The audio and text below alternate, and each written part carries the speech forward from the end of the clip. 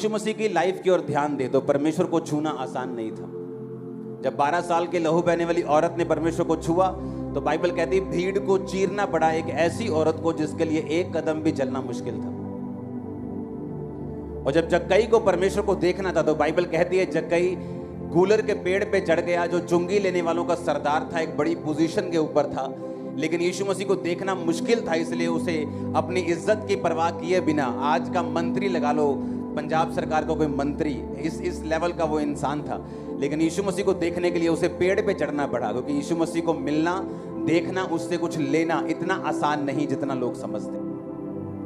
आपको हमेशा एक मूल्य चुकाना पड़ता है। जहां सचमुच परमेश्वर की प्रेजेंस है उस जगह पर परमेश्वर को देखने के लिए, परमेश्वर से कुछ रिसीव करने के लिए, कुछ लेने के लिए आपको हमेशा मूल्य चुकाना पड़ता है। वो चाहे गर्मी में कई बार बैठना हो, चाहे घर में आने से पहले आपकी फाइट हो आपकी फैमिली से, चाहे सब महीना सारा सही चल रहा हो, संडे के दिन वो पैसों की तंगी हो, चाहे वो कलेश हो, चाहे वो दिमाग का डिप्रेशन हो, चाहे वो कुछ भी हो, शैतान हमेशा आपको रोकता है ताकि आप परमेश्वर की प्रेजेंस में कभी ना पहुंचे और परमेश्वर से उन चीजों को कभी ना ले पाएं जो परमेश्वर ने भी आपके लिए सोची और आप भी ये चाहते कि आपको मिले।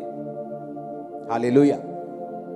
12 साल की लहू बहने वाली औरत अगर ये कहती कि मैं तो हिल नहीं सकती हूं, ना मेरे पास पैसा है, मैंने सारा पैसा अपना खर्च कर दिया, तो काश यीशु मसीह मेरे घर से, मेरे मोहल्ले से कहीं आगे से निकलें तो मैं यीशु मसीह को छू पाऊं और यीशु मसीह से चंगी हो पाऊं। लेकिन बाइबल कहती है उसने एक भी बहाना ना बनाकर यीशु मसीह को अपने घर से निकलकर अपने जान की परवाह नहीं की, क्योंकि वो अशुद्ध औरत थी, उसे लहू बहने का रोग था। और पुराने नियम के मुताबिक जिस औरत को लहू बहने का रोग होता था वो आम इंसानों में आकर आम बंदों को टच नहीं कर सकती थी, अगर वो छूती थी तो उसे मार दिया जाता था, ये व्यवस्था कहती थी। उसने अपनी जान की परवाह नहीं की, अपनी किसी चीज की परवाह नहीं की ताकि वो अपनी चंगाई को पा सके, क्योंकि यीशु मसीह को छूना आसान बिल्कुल नहीं। मैंने ऐसे लोग देखे हैं क्रिश्चियन, ये 5 लोग हैं क्रिश्चियन, 5 को सेम प्रॉब्लम है, लेकिन एक मैंने उसमें से ऐसा देखा है जिसने अपनी प्रॉब्लम के सामने घुटने नहीं टेके, उसने परमेश्वर के सामने घुटने टेके और प्रेयर की कि परमेश्वर मैं जानता हूं, मैं ये जानती हूं कि ये दूसरों की लाइफ के लिए एक मुश्किल है, ये एक ऐसा ट्रबल है जो बिना ऑपरेशन के खत्म नहीं हो सकता, ये एक ऐसी बीमारी है जो दवाई से खत्म नहीं हो सकती, लेकिन मैं चाहती हूं कि तू मेरी लाइफ में ये काम करे। और परमेश्वर ने काम किया। वो काम एक की लाइफ में किया जिसने दुहाई दी, जो रो रो के चिल्लाई प्रभु के सामने, जिसने अपने पास्ट को, जो अच्छा पास्ट था, पिछला बीता हुआ कल, उसने चर्च मिस नहीं की, प्रेयर मिस नहीं की, रोजे मिस नहीं किए, रिकॉर्ड अच्छा रखा और परमेश्वर ने, मैंने देखा, उसे छुआ और आजाद किया। और वो 4 भी क्रिश्चियन हैं, वो भी चाहते हैं परमेश्वर मुझे चंगा करे, लेकिन अभी भी उस फाइट, उस बीमारी से वो लड़ रहे हैं, क्योंकि आपके चाहने ना चाहने से कुछ नहीं होता। आप अपने चाहने के मुताबिक क्या स्टेप्स लेते हो, क्या कदम उठाते हो, क्या विश्वास के कदम आप लेते हो, यह निर्धारित करता है कि आप हील होंगे, चंगे होंगे या नहीं होंगे। हालेलुया। अपने पड़ोसी को बोलो ध्यान से सुन।